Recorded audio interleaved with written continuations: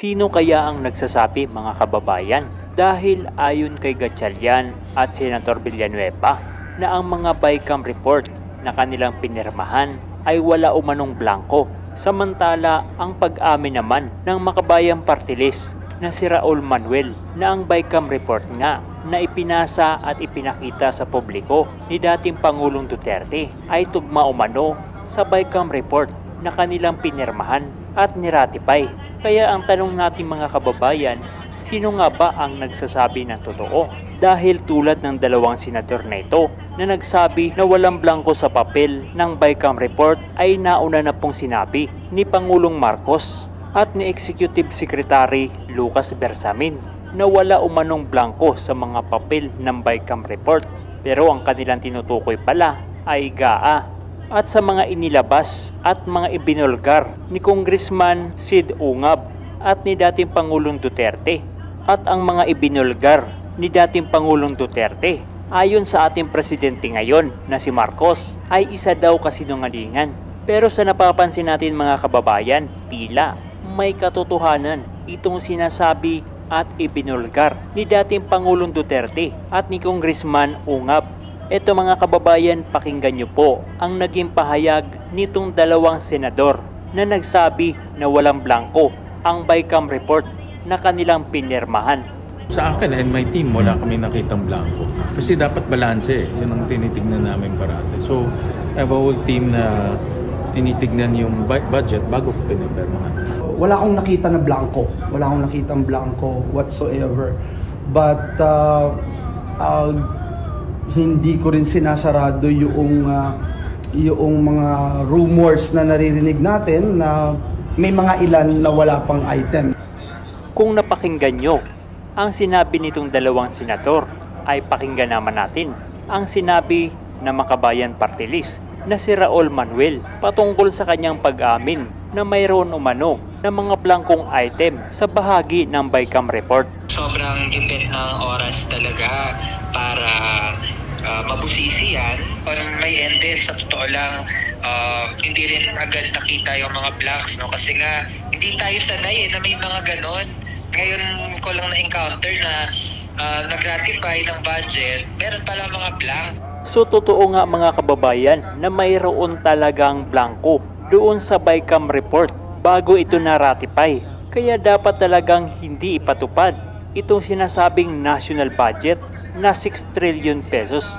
Dahil nga, mga kababayan, ay napakalaking perang ito na kung ito ay may korupsyon o may halong korupsyon na mapupunta lamang doon sa ilang mga politiko, ay grabe, kawawa po ang ating taong bayan na kung saan ay nagbabayad po sila ng mga tax tapos kukurakutin lamang po ng iilang opisyalis.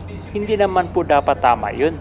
Pati nga ang kapatid ng ating presidente na si Amy Marcos ay alam din na ang mga papel ng BICAM report ay may mga blanko.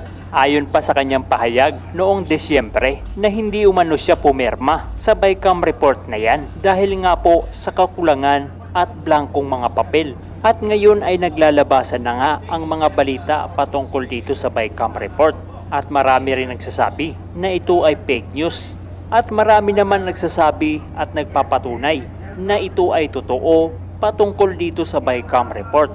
Kaya sa usaping ito, kailangan na pong magpaliwanag ng ating presidente bakit pinalusot ang BICAM report na ito, bakit pinirmahan ng mga senador at kongresista at inapprove ng ating presidente.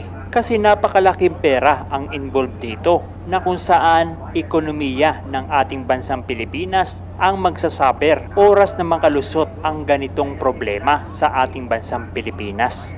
Ngayon, itong mga legalista o itong pro-administration na ating mga kababayan, kasama na nga dito ang mga vloggers na nagpoprotekta sa presidente na may ganitong uri ng isyu.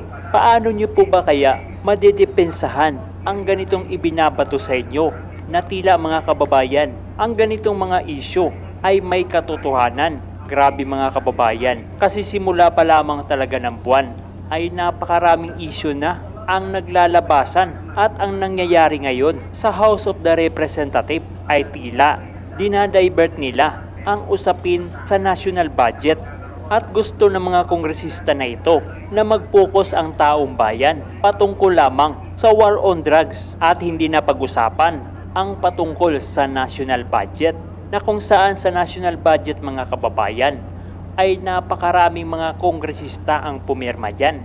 At sa ngayon, mga kababayan kong minamahal, itong si Saldico at si Romualdez hanggang ngayon ay hindi pa rin po nagpapaliwanag patungkol dito sa national budget o itong sinasabing BICAM report. Bakit walang mga item o bakit blanco yung mga papel sa BICAM report?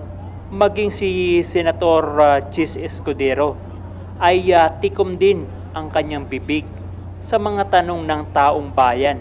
Bakit blanco ang bahagi ng BICAM report? Itong dalawang matataas na opisyal nito, ito si Romualdez at Escudero, dapat talaga itong magsalita, mga kababayan, kasi BICAM report kailangan ay talagang nagtutugma yung sinasabi ng Senado at Kongreso. Pero hanggang ngayon ay tikom po ang kanilang mga bibig. Ano po ba ang nangyayari? So paano po ito didepensahan ng mga legalista na vlogger? At dito naman sa Kongreso ay talagang tuloy-tuloy po ang kanilang atake kay Colonel Grijaldo, na kung saan ay sinasabi po ni Colonel Grijaldo na ang dalawang kongresista ay kinausap ito upang pagtibayin ang naging statement ni Garma. Sa ganyang paraan ay madidiin ng husto si dating Pangulong Duterte patungkol ito sa extrajudicial killings umano na pinupukol sa dating presidente. Alam niyo po, mga kababayan, napakatagal na po ng kanilang mga hearing dyan sa House of the Representative. Napakalaking budget na po ang inilaan po nila dyan. Yan po, mga kababayan, in age of legislation. Hindi po sila hukom para manghusga ng isang tao. Hindi po sila otoridad para magpakulong ng isang tao. Siguro talaga dapat, mga kababayan, ay tapusin na talaga nila yung mga hearing-hearing na ginagawa nila sa Kongreso, dahil napakarami pong mga usapin ngayon ang dapat na talakayin upang malaman ng taong bayan kung ano na nga ba ang status ng ating bansang Pilipinas, lalong-lalo na dito sa national budget natin na kailangan ng taong bayan. Higit sa lahat, yung ating mga kababayang naghihirap na nasa malalayong lugar, katulad na lamang ng mga probinsya na kung saan hirap maabot ng gobyerno. Isa na nga ho dito ang mga komunidad na halos malapit na sa bundok, na kung saan ay hirap na hirap yung ating mga kababayan na pumunta ng bayan, pumunta ng kalsada, mamili, gumamit ng mga hospital facility, mga nangangailangan ng doktor. Hirap na hirap po sila dahil nga po sa kakulangan ng mga infrastructure. Kaya sana yung trilyon na budget ng ating DPWH ay nawa merong mga proyekto para doon sa mga kalsada, para yung ating mga kababayan na nandun sa mga sulok-sulok ng lugar ng ating bansa ay mabilis nilang ma-access at mabilis din silang matutulungan ng ating gobyerno, katulad na lamang sa usaping kalusugan na kailangan ng maraming Pilipino. Kasama na nga dito ang edukasyon na kailangan po ng ating mga kababayan. Dahil sa panahon po ngayon, ang bansang Pilipinas ay tila nahuhuli na sa mga bansa dito sa Asia sa pinakamababang resulta ng education. Kaya dapat ito talaga ay pagtuunan din ng ating gobyerno. Kaya sa issue ng national budget ngayon ay dapat po tayo makialam, dahil kapakanan po ng sambayanang Pilipino ang nakasalalay dito. Hindi lang ikaw ang mahihirapan, hindi lang ako ang mahihirapan, kundi tayong lahat ay mahihirapan. Kaya't kung ordinaryong Pilipino ka man, may karapatan kang makialam sa national budget, dahil pera nating lahat yan. Kaya ngayon darating na eleksyon o midterm election, ang mga kurakot na mga opisyalis, mga kababayan, ito na yung pagkakataon na makabawi naman tayo sa kanila, sa kanilang pangungurakot sa kaban ng bayan. Kaya bumoto po tayo ng tama at huwag po tayo magpapadala doon sa mga kandidato na namimigay ng pera para sila ay iboto ninyo. Dahil ang pera na gagamitin nila, mga kababayan, ay pera ng taong bayan. Pera mo yan, pera ko yan, pera nating lahat yan. Tanggapin mo, pero wag mong iboboto. Dahil 10 times, 100 times ang kukunin yan sa kaban ng bayan. Kaya sa darating na midterm election ay huwag po nating kalimutan na suportahan lahat ng mga kandidato na inendorso ni dating Pangulong Duterte.